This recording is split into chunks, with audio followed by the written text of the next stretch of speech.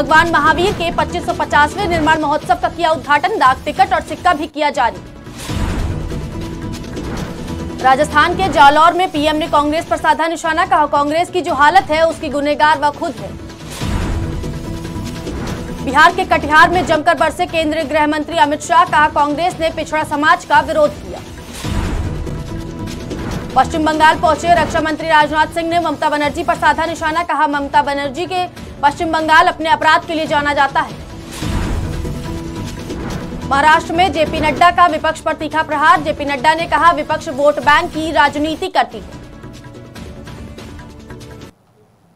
नमस्कार, मैं हूं आपके साथ मोहिनी त्रिपाठी और आप देख रहे हैं आज खबर। वक्त हो गया देश दुनिया की तमाम बड़ी खबरों से रूबरू होने का, जहां प्रधानमंत्री नरेंद्र मोदी ने नई दिल्ली के भारत मंडपम में 2550वें महावीर निर्माण महोत्सव का उद्घाटन किया। इस दौरान प्रधानमंत्री नरेंद्र मोदी ने कहा भगवान महावीर का ये 2550वां निर्माण महोत्सव हजारों वर्ष का एक दुर्लभ अवसर है। ऐसे अवसर कई विशेष संयोगों को भी जोड़ते हैं। ये वो समय है जब भारत अमृतकाल के शुरुआती दौर में है। देश आजादी के शताब्दी वर्ष को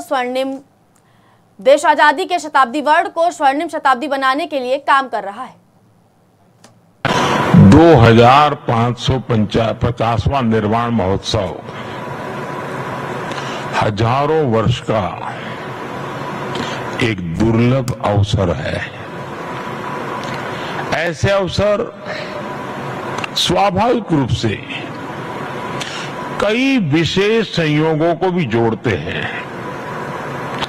ये वो समय है जब भारत अमृत काल की शुरुआती दौर में है। देश आजादी के शताब्दी वर्ष को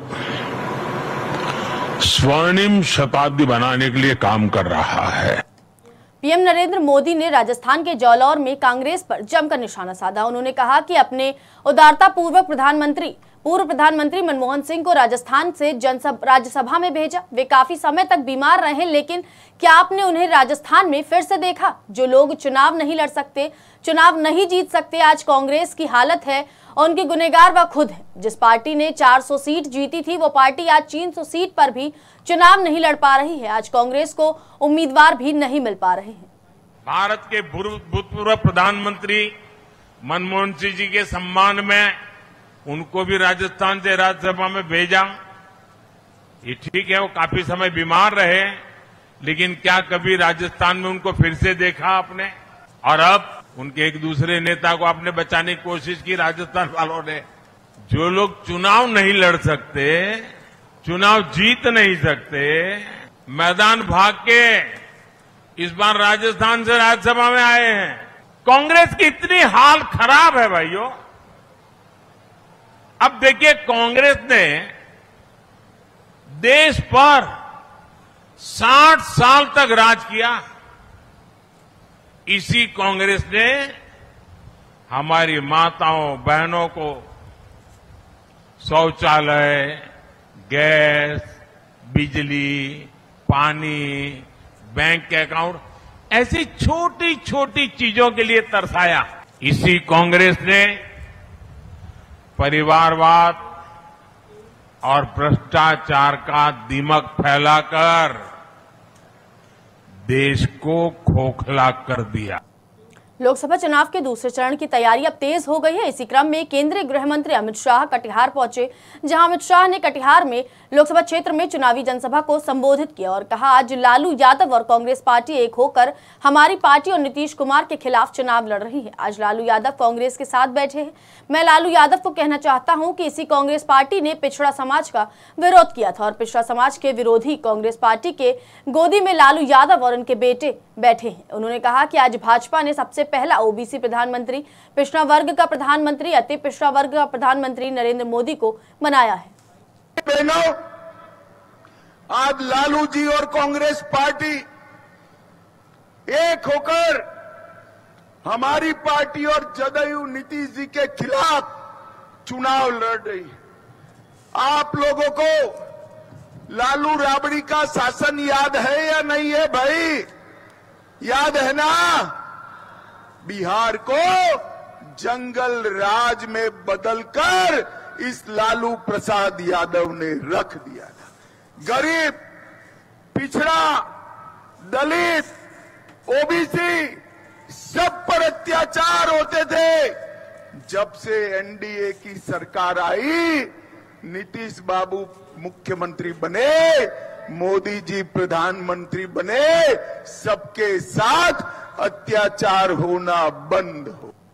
लोकसभा चुनाव 2024 के प्रचार के लिए पश्चिम बंगाल पहुंचे रक्षा मंत्री राजनाथ सिंह ने सूबे की मुख्यमंत्री ममता बनर्जी पर निशाना साधा। राजनाथ सिंह ने कहा, पश्चिम बंगाल में एक अराजकता का माहौल है। देश में पश्चिम बंगाल अपने अपराध के लिए जानी जा रही है और सांप्रदायिकता के लिए जानी जा रही है। यहाँ के एक महिला मुख्यमंत्री के रहते संदेश खाली जैसी घटनाएं होती हैं। यहाँ ईडी सीबीआई जांच के लिए आते हैं तो उनके ऊपर गुंडे हमला करते हैं। संदेश खाली की घटना से पूरी मानवता शर्मसार हुई है। पूरे पश्चिमी बंगाल में एक अराजकता का माहौल है। गुंडे बदमाशों के हौसले बुलंद हैं और यहां पर जो शरीफ लोग हैं, अच्छे इंसान हैं, वो सहमे हुए हैं, डरे हुए हैं। मेरे बहनों भाइयों, यह पश्चिमी बंगाल महान संस्कृति वाली विद्वानों की धरती है, लेकिन आजकल पूरे पश्चिमी बंगाल में एक अराजकता का माहौल है और सारे देश में यह अपने अपराध के लिए जानी जाती है और साथ ही साथ सांप्रदायिकता के लिए पश्चिमी बंगाल जानी जाती है। और पश्चिमी बंगाल जैसी धरती पर संदेश खाली जैसी घटनाएं होती हैं और यहां के मुख्यमंत्री महिला के रहते हुए इस प्रकार की घटनाएं घटित होती हैं।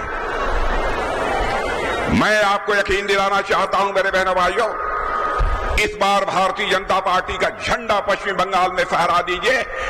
हम ये देखते हैं किसने मां का दूध पिया है जो संदेश खाली जैसी घटना करने की जरूरत कर। भाजपा के राष्ट्रीय अध्यक्ष जेपी नड्डा ने महाराष्ट्र के बुलंदखाड़ा में एक जनसभा को संबोधित किया। जहां जनसभा को संबोधित करते हुए जेपी नड्डा ने कहा, पहले देश में राजनीतिक दल चुनाव के दौरान अच्छे नारे लगाते थे, लोक लुभावन वादे करते थे और चुनाव के बाद भूल जाते थे। वोट बैंक की राजनीति करते थे। इलाके को इलाके से लड़ाना, जाति से जाति के लड़ाना, धर्म को धर्म से लड़ाकर लोगों को विभाजित करके सत्ता तक आने का रास्ता प्रशस्त करते थे।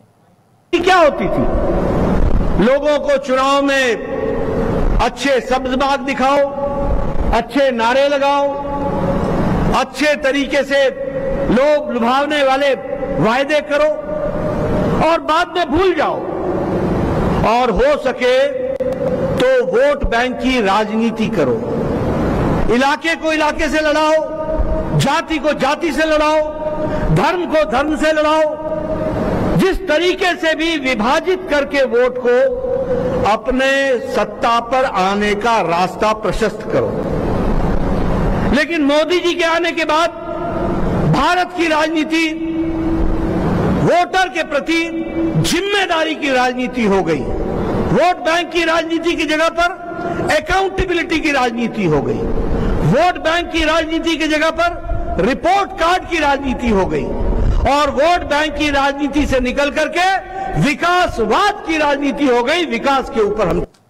धनबाद जिले के निरसा थाना अंतर्गत निरसा बाजार में बॉलीवुड अभिनेता पंकज त्रिपाठी की बहन सरिता तिवारी और बहनोई मुन्ना उर्फ राजेश तिवारी का कार दुर्घटनाग्रस्त हो गई। घटना में राजेश तिवारी की मौके पर ही मौत हो गई, जबकि बहन सरिता तिवारी गंभीर रूप से घायल है। घायल सरिता तिवारी को डॉक्टरों ने अस्पताल में प्राथमिक इलाज के बाद कोलकाता बीएन बिरला अस्पताल रेफर कर दिया है। वहीं जिला प्रशासन के आदेश के बाद मृतक का पोस्टमार्टम रात में ही करने की तैयारी चल रही है। पता चला कि लगभग दोपहर में 2-2:30 बजे के आसपास में निरसा के पास में दुर्घटना हुई और इसमें मरीज को लाया गया और यहाँ पर इमरजेंसी में सभी चिकित्सकों ने देखा, एक्सरे किया गया। उसके बाद सीनियर डॉक्टर भी आए, मैं भी था और इसका सीटी मरीज का सीटी स्कैन किया गया। सीटी स्कैन में कुछ दिक्कतें आई हैं।